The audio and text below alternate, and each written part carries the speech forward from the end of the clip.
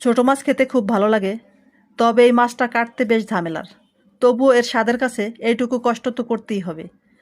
যারা ছোট মাছের স্বাদ একবার পেয়েছেন তারাই জানেন এর আকর্ষণ কতটা। বিশেষ করে যারা ছোটবেলায় পুকুরের বা নদীর তাজা মাছ খেয়েছেন তাদের কাছে এই স্বাদটা অন্যরকম। ছোট মাছ শুধুমাত্র সুস্বাদুই নয়, এটি আমাদের শরীরের জন্য অত্যন্ত উপকারী।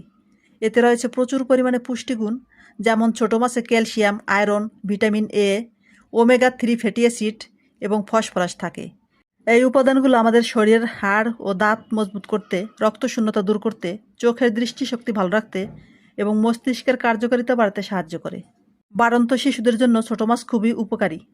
নিয়মিত ছোট মাছ খেলে রোগ প্রতিরোধ ক্ষমতাও বৃদ্ধি পায়। তাই যতই কষ্ট হোক না কেন, ছোট মাছ খাওয়াটা আমাদের স্বাস্থ্যের জন্য অনেক উপকারী।